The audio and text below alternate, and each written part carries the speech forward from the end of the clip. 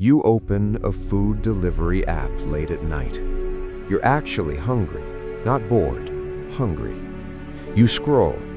Pizza looks good, but maybe sushi is better.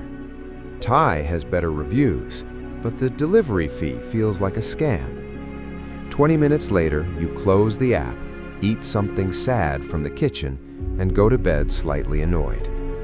Congratulations, you just rehearsed your dating life. Welcome to the defining paradox of modern America. More options than ever, less certainty than ever, and a constant fear that whatever you choose is probably the wrong thing. We were taught that freedom comes from options, that choice equals happiness. But something strange happened. The more doors opened, the harder it became to walk through any of them. Abundance doesn't liberate, it overwhelms. Now take that same logic and apply it to dating apps. You're not meeting people, you're managing an endless catalog that was designed to never run out. Every swipe is a maybe, every match is a tiny promise, every unanswered message quietly reminds you that something better might be waiting one scroll away. So no one commits, they browse. Not because they want love, but because they want reassurance. They want proof they're still desirable. The date itself becomes optional. Choosing one person feels heavy, because choosing one means killing all the others, all the alternate futures, all the what-ifs. Commitment feels like closing tabs forever, and you were raised in a culture that worships open tabs. So you delay, you cancel, you meet someone decent and start hunting for flaws. They chew too loud, they reply too slowly, something feels off. You turn into an emotional quality inspector looking for a reason to return the product before fully opening the box.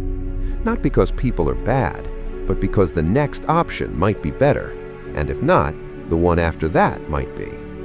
Hope becomes a curse, a treadmill that keeps you running without moving. You already know this. You've watched the videos, you've nodded along. And yet, late at night, you open the app again, because the dopamine of maybe is stronger than the reality of this is it. You don't want a relationship. You want the feeling that the perfect relationship is always one swipe away. Love didn't become impossible, it became a product. Listen to how people describe someone they're dating. Attractive, good job, lives alone, low drama, likes to travel. That's not a human being, that's a spec sheet. You were trained to think this way, to compare, to optimize, to keep upgrades in mind. And you became a product too. Every photo is an ad. Every bio is marketing copy. Carefully casual, edited to look effortless. You're selling a version of yourself that won't scare anyone away and won't demand anything real. The system loves this because satisfied people leave and unsatisfied people keep scrolling. You are not the customer. You are the inventory. At the same time, we learn to fear vulnerability, to mistake independence for strength, to treat emotional need as weakness. Someone shows genuine interest and your nervous system panics. This feels like too much. So you pull back, you delay replies, you let it fade. Then you complain about loneliness. Human connection has always required risk. Closeness has always meant exposure, but now exposure feels unsafe.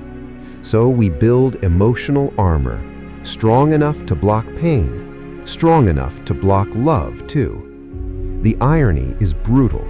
The people who say, "I don't need anyone," the loudest, are often the most alone. Add social media to this, and everything gets worse. Relationships no longer just need to work.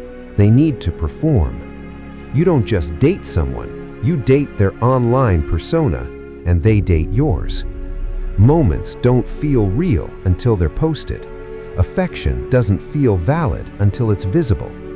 Intimacy gets filtered, edited, approved by an invisible audience. And real intimacy? The boring parts, the silence, the mess. None of that performs well, so it gets hidden.